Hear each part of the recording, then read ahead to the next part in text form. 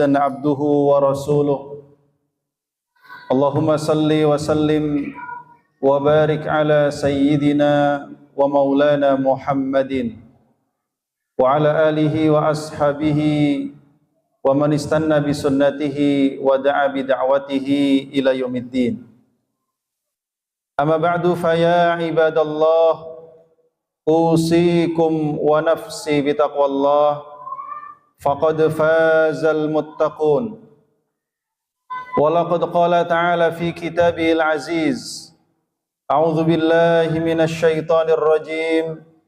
Bismillahirrahmanirrahim. Ya ayyuhalladzina amanu taqullaha wa qulu qawlan sadida yuslih lakum a'malakum wa yaghfir lakum dhunubakum wa man yuti'illaha wa rasulahu faqad faza fawzan 'azima. Wa qala aidan ya ayyuhalladzina amanu taqullaha wal tanzur nafsum ma qaddamat lighad wattaqullaha innallaha khabirum bima ta'malun. Sadaqallahul azim. Masyarul muslimin, jamaah salat Jumat yang dimuliakan Allah Subhanahu wa taala. Marilah kita jadikan ibadah Jumat kita yang singkat ini benar-benar menjadi ibadah yang berkualitas, yang mudah-mudahan kita harapkan diterima oleh Allah Subhanahu wa taala dan kita dapati pahalanya kelak di sisinya insyaallah.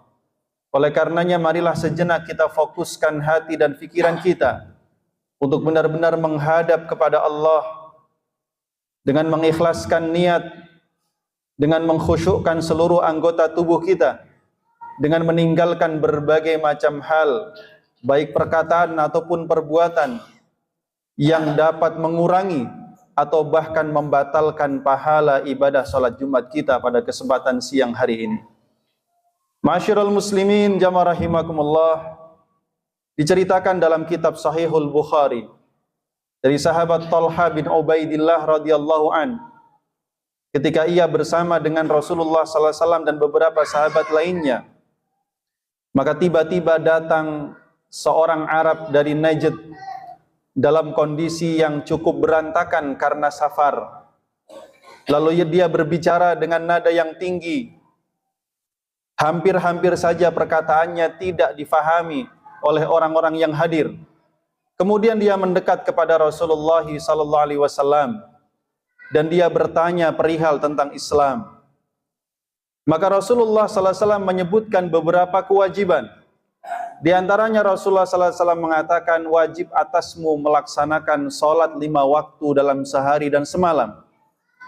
Lalu laki-laki itu bertanya, ya Rasulullah, adakah kewajiban lain? Adakah kewajiban salat lain selain salat 5 waktu? Maka Rasul mengatakan, tidak ada, illa an tatawwa', kecuali engkau menambah dengan salat tatawwu' atau salat sunnah. Lalu Rasul juga menyebutkan tentang kewajiban ibadah puasa di bulan Ramadan. Dan laki-laki itu bertanya, apakah ada kewajiban puasa lain selain puasa Ramadan? Maka Rasul mengatakan, tidak ada, kecuali jika engkau ingin menambah dengan puasa-puasa sunnah.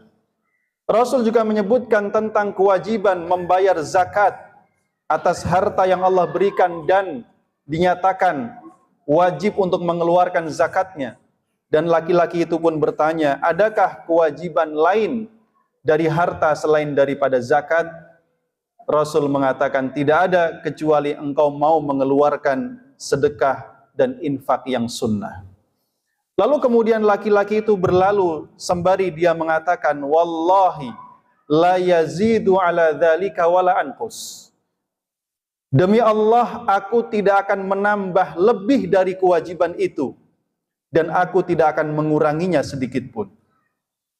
Ketika laki-laki itu berlalu, maka Rasulullah sallallahu alaihi wasallam pun bersabda, aflaha in sadaqa.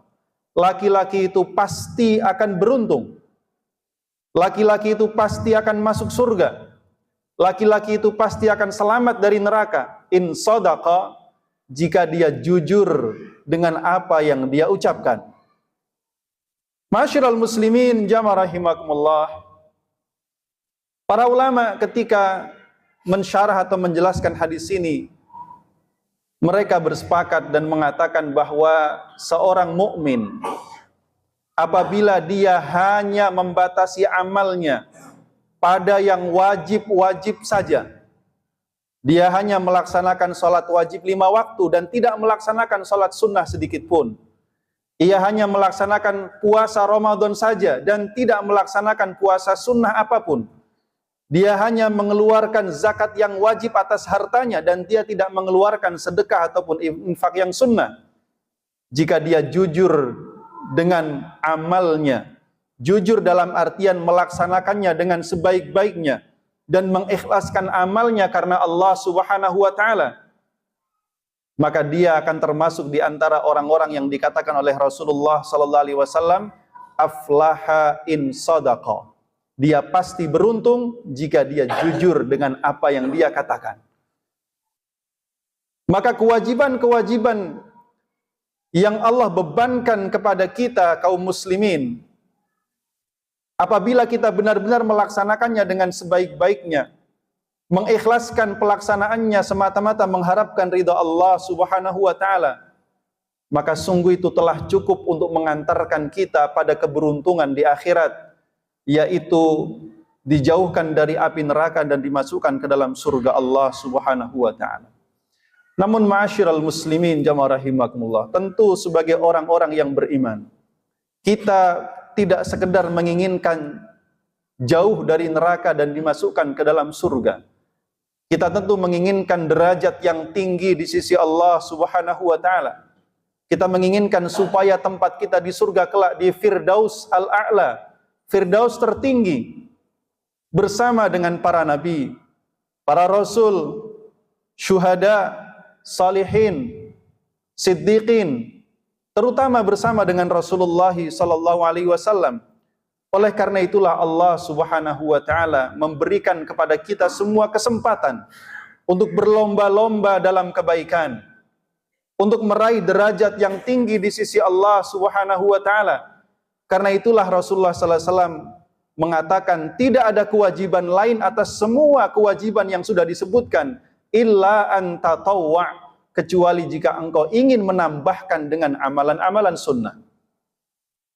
Karena bagaimanapun jamaah rahimakumullah, sebagaimana difirmankan oleh Allah Subhanahu wa taala dalam surah Al-An'am ayat 132, a'udzubillahi minasyaitonir rajim, walikullin darajatum mimma amilu wamallahu bighafilin amma ya'malun. Dan bagi tiap-tiap orang ada derajat-derajat berdasarkan amal perbuatan yang mereka lakukan, dan Allah sama sekali tidak lengah, tidak lalai atas semua perbuatan yang mereka lakukan. Ma'asyiral muslimin jamaah rahimakumullah, Asy-Syaikh Muhammad Mutawalli Asy-Sya'rawi ketika menafsirkan ayat ini, beliau mengatakan walikullin, artinya bagi tiap-tiap orang ia akan mendapatkan balasan derajat-derajat sesuai dengan amalan yang dia lakukan. Semakin banyak dan semakin berkualitas amal yang dia lakukan, maka pahalanya dan derajatnya di sisi Allah akan semakin tinggi. Demikian pula semakin sedikit dan semakin tidak berkualitas amal yang dia lakukan, maka tentu akan juga berpengaruh kepada derajatnya kelak di akhirat. Oleh karenanya kemudian beliau mengatakan bahwa adapun amal-amal itu secara zahir, maka para malaikatlah yang akan mencatatnya. Sebagaimana firman Allah Subhanahu wa taala, ma yalfidhu min qaulin illa ladaihi raqibun atid. Malaikat pencatat amal hanya mampu mencatat amal yang dilakukan secara zahir. Adapun kadar keikhlasan yang ada dalam hati setiap kita hanya diketahui dan hanya akan dihisab oleh Allah Subhanahu wa taala. Oleh karenanya di sini kita mengambil pelajaran, bukan sekedar kuantitas amalnya, bukan sekedar bagusnya pelaksanaan amal secara zahir, namun yang perlu diperhatikan juga kualitas keikhlasannya. Karena sebagaimana Allah Subhanahu wa taala mengatakan bahwa tiap-tiap amal memiliki derajat-derajat, maka kelak pahala tiap amal juga berbeda derajatnya.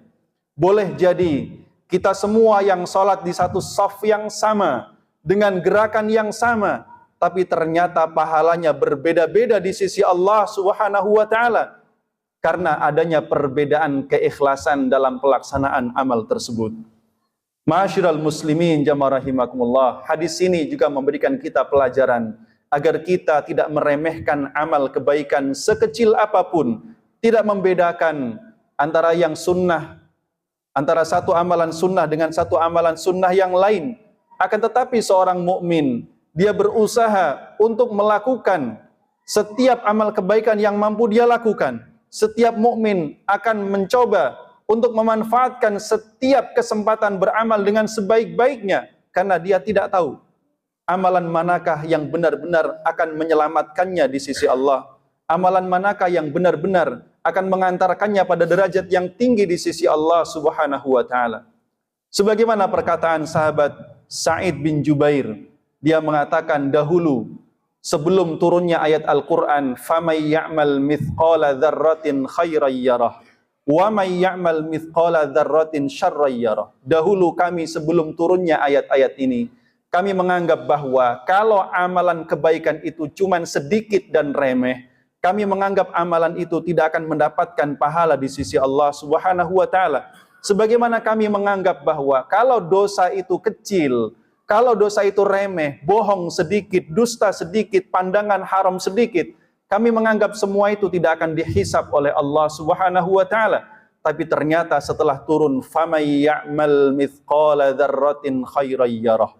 Maka barang siapa melakukan kebaikan walaupun seberat dzarrah, maka dia akan mendapati balasannya di sisi Allah Subhanahu wa Ta'ala. "Wa may ya'mal mithqala dzarratin syarran yarah." Dan barang siapa melakukan keburukan meskipun sebesar dzarrah, dia pun akan mendapatkan balasannya di sisi Allah Subhanahu wa Ta'ala. Mudah-mudahan kita semua senantiasa diberikan hidayah, diberikan taufik oleh Allah untuk bisa konsisten memperbaiki dan meningkatkan kualitas amal kita yang wajib, dan dimudahkan untuk melaksanakan amal-amal yang sunnah agar derajat kita di sisi Allah Subhanahu wa Ta'ala berada pada derajat yang tinggi bersama dengan orang-orang yang mulia insyaallah. Amin ya rabbal alamin. Barakallahu li wa lakum fil Qur'anil azim wa nafa'ni wa iyyakum bima fihi minal ayati wadh-dhikril hakim wa taqabbala minni wa minkum tilawatahu innahu huwal ghafurur rahim.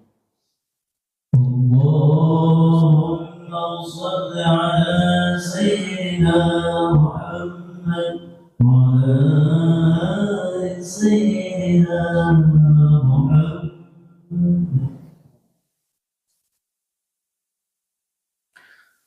Alhamdulillahi rabbil alamin wal aqibatu lil muttaqin wala udwana illa 'alal zalimin.